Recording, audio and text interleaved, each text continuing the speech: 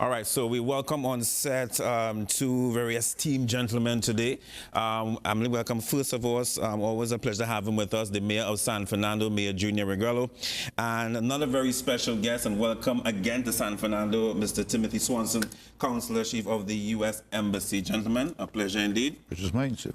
Thank you for coming, and there's so much ground to cover, and we entitled the show today The Fabric of San Fernando, because many of the things and many of the projects that you have embarked on is to, one, restore some of the torn fabric of San Fernando, and also to build on that fabric, not any patchwork, but of course to avoid it being easily torn at the seams.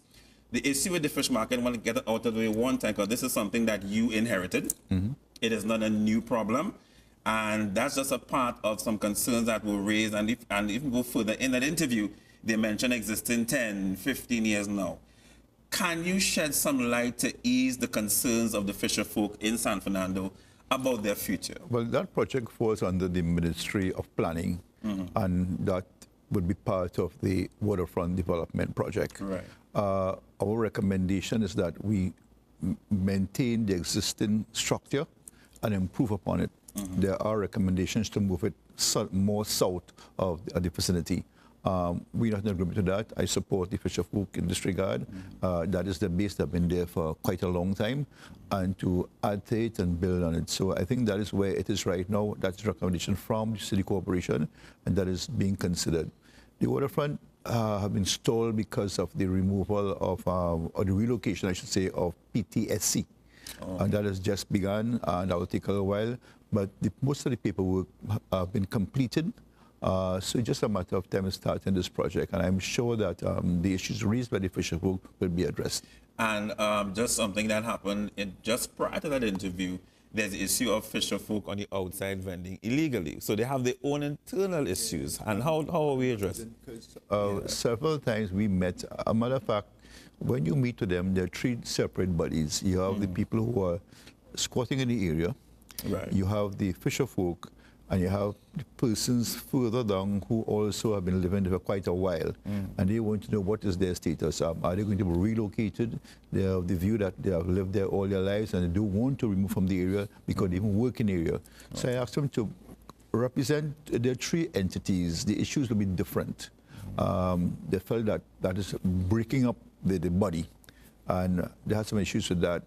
You also have the boat owners. You also have the vendors, you have the wholesale vendors. So each dynamic is different.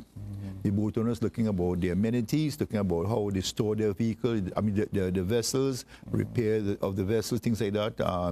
The wholesalers looking about cold storage to keep the stuff for the following days, case maybe, and then the vendors want a facility to do the vending. And then they're the ones who talk about the outside vendors. So there is a very complex situation. And I think, but as the waterfront unfolds, we'll find solution to all these problems. I'm sure it will. And last question quickly, because I know there's a lot to talk about security in the interim. How can that be addressed? Well, Police we have just made a deal, an arrangement with the TTPS, with the public convenience. There's a blue building down there, the entrance on the left-hand side. That will now be leased to the Trinidad Tobago Police Service, so there's a strong police presence. And in addition to that, the old Norwegian building at the entrance to the hospital is also where the municipal police will be stored, and they were just doing the final touches with the air conditioning and some internal work, and that will be coming on stream soon. You know, Mr. Mayor, one thing we cannot argue, you've always been very hands-on and not afraid to deal with the issues when it confronts you. And I just want to say again, hats off to all the work that is being done to upgrade San Fernando, as I said, to make the fabric even stronger. So nobody will try to find any sort of weak point to tear it apart with the work you've been doing. And I want to turn my attention quickly to our special guest, and you are no stranger to San Fernando and Trinidad and Tobago. Actually, we want to make him honorary San Fernando. Sorry, I humbly apologize. Honorary San Fernando. Mr. Timothy Swanson, and I came across a clip, an article back in 2017 that you were here. And I just want to ask you, based on the last couple of years, what have you seen in San Fernando that you are intrigued or impressed by that would have happened over the last couple of years? I think the resilience of San Fernando is what kind of the first thing that comes to mind. There have been a number of economic challenges in the area that have affected the region, But it seems like the people of San Fernando, the private sector, the businesses just keep chugging along and doing pretty well. And I think better than people may have expected. feared. Yeah. So I think that's the first thing. Why do you think that is, Mr. Mayor? Why do you think, despite, because that will kind of take us right into our next topic, what's going to happen this evening. But why do you think, despite all that has been happening and the challenges that we're facing, San Fernando continues to keep their head above water? Entrepreneurship, innovation, they come up with novel ideas, and going forward, we were looking at the impact of the petroleum fallout, and we are still to come up with something concrete that yes, there's a serious issue here in terms of the economy and people looking for employment. We look at our rate at the corporation, there's no increase in demand for employment. You look at the ads on papers, classified ads, and there's still opportunities for persons to get jobs. And you also have those who are here by chance or by accident who are getting employment. So it augurs well for us as a people, and as Tim said, the resilience of our people.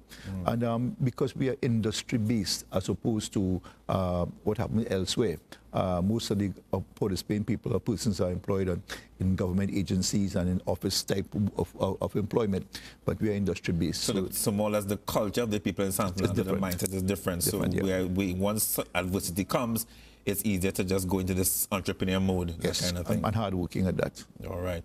What's been happening in the pipeline over the last couple of months? Maybe we haven't had a chance to really sit down and talk. I know there was a major reworking of our road network system that has proven to be very successful. And we continue that. There are some, we are looking at the roadmap, just how we can improve upon it. And there's several recommendations made by stakeholders. We are pursuing that. Can you share some of them? Or? Well, there's some streets that we need to work on in terms of road marking, for that matter. We need to get that going because it is not as visible as it used to be. The ministry are short of funds at this time, so the corporation has been supplying the paint. We're looking at extending some areas, for instance, the Vistabella area. We are concerned about the main entry points, Vistabella into San Fernando, by the corner of Woodland Street there. By SR's drugstore there. We're looking at how we can improve upon them. That's always a bottleneck. Right. We're considering making a roundabout approach where you are going north into Southern Mary, going to the Marabella area, that you that you come straight, and vehicles going into San Fernando turn left onto Jarvis Street and right onto Manjack Street or right onto Lambie Street and come onto Panapia Road. So you get 2 lanes now on Panapia Road beyond Manjack Street. So if you're going on to Hubbard Street, you can go direct left and turn left, or you go straight. So we get a free entrance going into the Marabella Vistabella area. And those going to San Fernando will use Jarvis Street as one. You also want to look at the entrances outside of Crave Restaurant and the Turbo over there. Alibi to enter and to exit. Alibi as well for Gulf City entrance by the hospital there, and also one on Rushwood Street corner. So if you're coming out of Rushwood Street and you're going north, then you don't have to use the traffic light. You have an immediate exit on the spaces there. Likewise, if you're entering Rushwood Street from the bypass and you're going north as well, you can turn. Rather because you have the traffic light there, and we're going to create a free lane for those entering and exiting. I want to just touch on again. I want to, of course, turn to our special, our honorary San Fernandian. Good. The event this evening. Tell us more about this event that is being hosted by the corporation that you're having this evening. Well, it's a collaboration, and it will be held at RMS Plaza on High Street. The Greater San Fernando Chamber of Business persons to come together. And I'd like Tim to explain a little more about it. Sure. Yeah, we have a speaker visiting Trinidad and Tobago this week. Dr. Evan Ellis, who is a lecturer at the Army War College in Carlisle, Pennsylvania. He's a specialist on the Caribbean and Latin America. And the particular focus of his engagements here in Trinidad and Tobago this week is to talk about the role that China is playing in the region. So that's what we'll be talking about this evening, primarily. Why specifically China, if you can shed some light? China is in reaching out in many places all around the world, including the Caribbean and Latin America. And its engagement with other countries has its own particular features. And we want to make sure that people know what those features are from our point of view. You mentioned about Trinidad and Tobago, and more specifically San Fernando being a resilient area, and I know a lot of countries would have really been interested in terms of, you know, cities working together, and San Fernando has been really at the focal point for many other countries in terms of city status and development and so forth. Just get a little more detail again. What about San Fernando in terms of the economic growth? Where do you see San Fernando next 10 years, given what you have noticed and in your conversations with the mayor? Where do you see us going? I think San Fernando has a lot of locally based employers, smaller industries, particularly some that are based in the oil and gas sector, but others as well in allied fields. And it seems like they're positioned with the changes in that global market to play a bigger role in developing economies or helping that sector develop outside of Trinidad and Tobago, including in the United States. And there may be American companies that are seeking other partnerships or in that sector with Trinidad and Tobago companies. It's amazing, Mayor, to hear Mr. Swanson make such a statement, because when he speaks, I'm thinking of when you skip a pebble on an ocean and it causes ripple effect. Because who would think that this quote-unquote small little city, San Fernando, which of course would have gained status after Port of Spain, would create such an impact? Are you surprised, or is something that even before you became mayor, you knew it could happen down the road for San Fernando? But the potential is always there because of our, we were known as the industrial capital. Now we're the energy capital. So we focus on where the wealth of the country is, and I think that enormous opportunities. You have further development. You have the Labidco project coming on in Labrador. There you have the Mitsubishi plant coming on stream. You have the dry dock coming on stream. You have the industrial estate in Phoenix Park coming on stream, and of course the waterfront coming on stream. There's so, I mean, I'm really excited about something in San Fernando, and of course you have the Skinner Park refurbishment starts at the beginning of May. To refurbish Skinner Park, the whole asphalt track will be done over, the lighting will be done over, the whole seating accommodation will be redone, and of course you're looking at the car park by the Anglican Church from Upper High Street, Transylene. Transylene all down to where Courts is there. There's a 7-story car park to put up by UDCOT collaboration with the Anglican Church. How soon will that? That starts later this year. Right. So there's several projects coming on stream that will create employment for our young people, and San Fernando is on a cusp of development. Wow, that's a lot. Does it seem like too much at times? Well, I mean, it may be timing, you know, and everything is timing, and it's an election year, a lot of things happening, and it's a strategic approach by the government to put these things on stream, because San Fernando is critical to our progress and our country development. And do you think the general population of San Fernando, they have been understanding in terms of, well, it's been slow in coming, and you're right about that. I mean, I don't have the control of these things, but it all seems to be happening at the same time, when it should have been done on a phase basis, you know, to maintain that momentum. But who knows when it started, just to continue to run for quite a while. And then you have to look at how we had to, the government was very strategic how they had to restructure in terms of where the country was, where the economy was, and the investment would have been made, sacrifices would have been made, planning would have had to go into all of this, and of course negotiation with partners to make this happen. So I'm just excited by this, and it's going to happen. I mean, I'm optimistic because it is going to happen. I mean, since we were hearing, for quite a while we've been hearing the waterfront project is coming. But let me tell you, the waterfront project is here.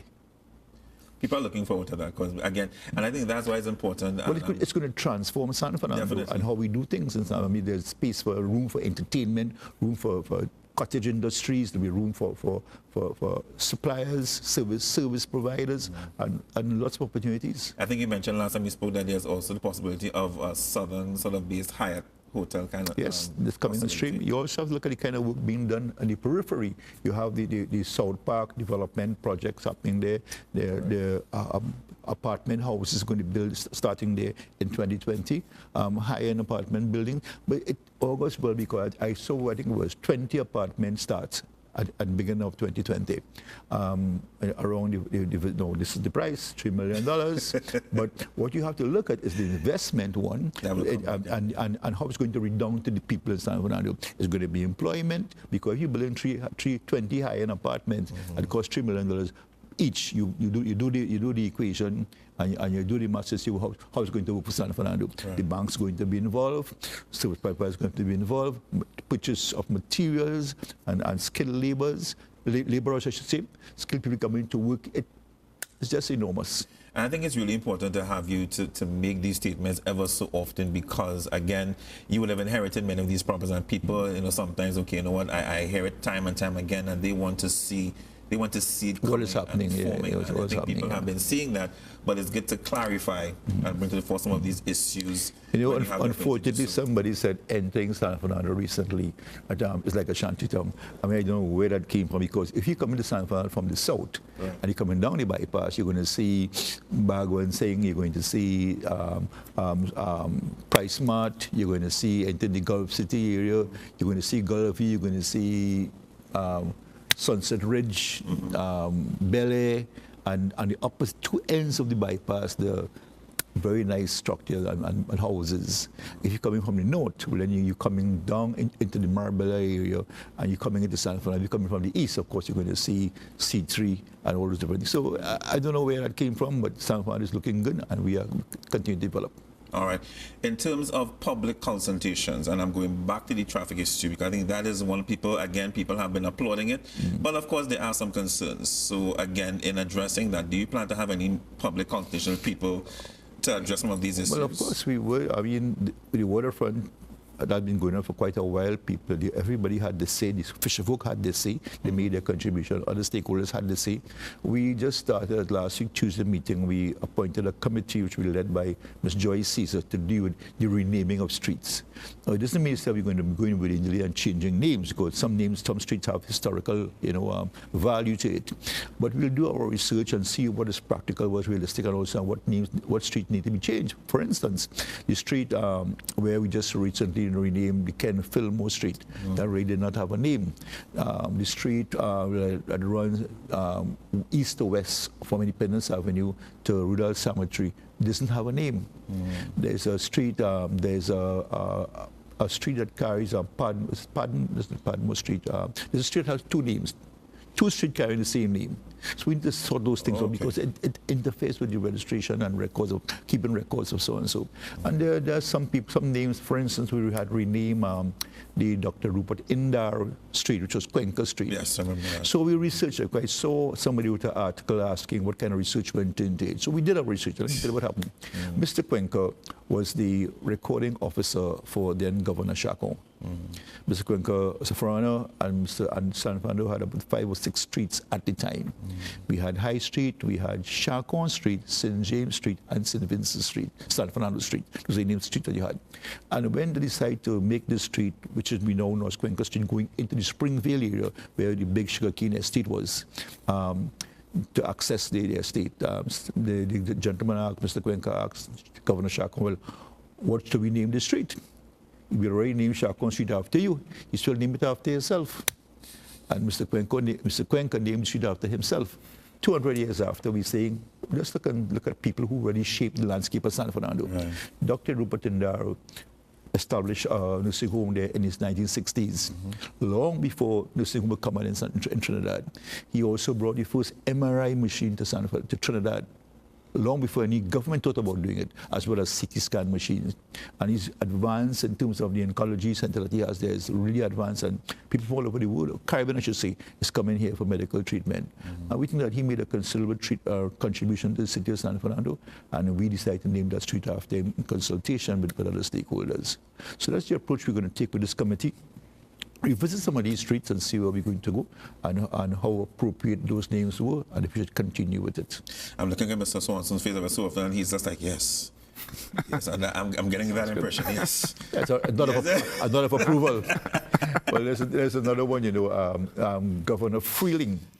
Governor Freeling is the gentleman who more or less was involved with the stopping of the Cambule riots, was involved with the Cambule riots. Actually instructed the Gambole riots with Captain Baker. And there's a Freedom Street in San Fernando. There's a term that my wife uses ever so often. She says, if you cut her, you'll see dance. I think if we cut, you'll see culture. Yeah. And you are very much about the culture of Trinidad and Tobago.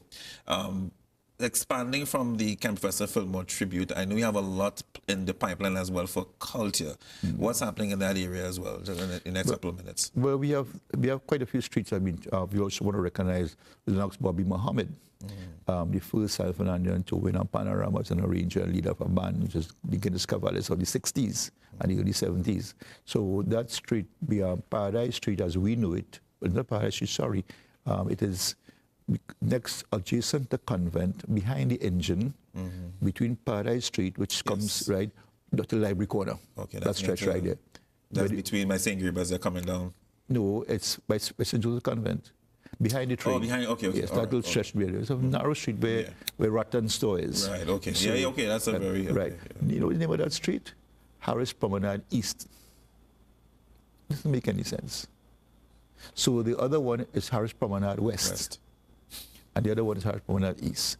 So we want to name that street Lennox Bobby Muhammad. Street. Recognition of his contribution over the years. He won 2 Panorama for San Fernando. When it was difficult in the 60s, it's more difficult now, but it was difficult then too. Yeah. We also want to recognize Steve Achaiba because there's a street running, as I mentioned earlier, from Independence Avenue to Rudall Cemetery. That street has no name. So people living there, they just have lamppost number so on, so as the case may be, we're going to name that Steve Achaiba. He also won a Panorama for us. Now those who are saying, well, you only recognize in Panmen. So we have appointed a committee who will look at those, and the others people. I see all these streets are really named after governors, mayors, and politicians. I'm saying the landscape of the city has been shaped by others, particularly culture. And that's why I started by saying that you have been doing so much to sort of strengthen the fabric of San Fernando. And of course, you have to include those who would have helped so quote unquote that fabric. I think that's important. If we talking culture, there's several San Fernandians and people who let's take for instance the Dutchy brothers. Right? They had a band in Lower High Street for years, renowned, and we danced to Dutchy band. My parents or some of them danced Dutchy brothers. But those are people who contributed. You look at Leroy Callis, Dr. Leroy Callis, Black Star, and his contribution to San Fernando, and several others who made their mark. Recently, we look at Mark Copeland, who was our major mass designer back in the 60s. There's no recognition. No, we don't know about him. In our Ken Fillmore tribute that there's a week in the carnival we call the Icons Week, and we look at those who contributed to the art form, carnival art form over the years. We celebrated Superior, mighty composer, and Ken Fillmore over this carnival. Next year we're going to identify others, not only those who died, but those who maybe still exist. We want to really celebrate their lives while they are alive and while they can appreciate it themselves. So we have a committee will look into that, and we have a lot of work to do. In listening to all that the mayor, to keep you in prayer as well, all that the mayor has, that they plan to do and what they're doing, I mean, how do you, does it even, further solidify your confidence in that this is the place to be, and this is the place that we can use as a platform as a launch pad for business? It's because San Fernando has it, as the mayor has been saying and amplifying, it has a very strong sense of community and a sense of identity as well, and that revolves around all these people who have helped build it over the years. And I was thinking, San Fernando is one place in the country that has all of these people associated with it. He didn't even mention the politicians or the political leaders or the business leaders that have also come from San Fernando or the other institutions that are based here. And that's part of what made us think a couple of years ago when we first started coming down here. Which more around what? It was in 2017. Oh, okay. Not too long out. I got here in late 2016, and we were thinking within the embassy we are very Port of Spain centric. Which has been the case for many years. Yeah, and there is a lot more going on outside of Port of Spain. The economic heart of Trinidad and Tobago is in the south. And so we looked, and San Fernando seemed like the place to start looking and get away from our Port of Spain-centric approach. Well, I'm happy that they mentioned the political landscape as well, because we have produced more high-profile politicians than any other district in Trinidad and Tobago. Prime Minister, politicians, members of Parliament. You have President Nur Hassan Ali, Mr. Kamuna, Prime Minister Pandey, Prime Minister Manning, and your list goes on and on and on. The DPP is an Aprima boy. The AG is a presentation boy. So we have so much. Recently, I commissioned a painting of Library Corner in 1944. And it's just completed, and I have it there for our record show, the importance of where we were as opposed to where we are today. It shows where High Street was a two-way street. Vehicles went down High Street, and vehicles came down the promenade. So that painting depicts that, and where the library is today, it's still there. But where there was a roundabout, where the clock is right now, and vehicles went around that roundabout. And it's an interesting painting because I have an actual picture of that in 1944, and it was given to the artist to more or less reproduce. Wow. As we come to a close in our interview this afternoon, I want to ask both gentlemen, I'll start off with our honorary San Fernandian. I have to remind myself of that. What do you hope for your relationship 5 years, 10 years into the future? What is your hope? Well, I'm not going to be here anymore at that point. Someone else, in fact, probably 2 or 3 more someone else's will be here. But oh yes, definitely. I've become interested, and I think I will stay interested in San Fernando. But it's a long-term relationship, a long-term process, and I am looking to see it develop more and more. Maybe establish a sister city relationship with a city in the United States.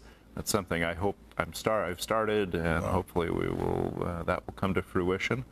That there will be stronger business ties, stronger cultural ties. That students from the United States will come down here to study Pan. There you go. You got a thumb. You got 2 thumbs up. All right. Good. Well, a lot of people have the view that the American embassy is just here to process a visa application, and there's a lot more coming out of the embassy. They have I say social affairs, public affairs, Yes, public affairs department, and they do a lot of private work within the communities to assist, the building of communities, bringing values to the communities, things like that. And we want to access some of that. And we just this morning when Tim came down, we started talking. Let's go deeper into this. Let's find other ways that we can benefit from these the embassy, and a lot of activities that we are not aware of. So we are right now speaking about a visit by the ambassador down here sometime next month or so, and have a one-day session where they can bring those departments into the auditorium, and people want to come in. Social groups, cultural groups, sporting groups can come in. What can the embassy do for them? We spoke about these vessels that come, soldiers and army who come visiting, and they go into the area and do something that it may not happen right now because of the dynamics in the area, but I think we could look at and plan for down the road. So make access to what the embassy has to offer, and there's a lot to offer inside there. There's an old saying, there's a saying, there's proof in the pudding, as they say, and people have really been thanking you on social media, thanking you, of course, in various aspects of the public domain for the work that you've been doing, so thank you very much.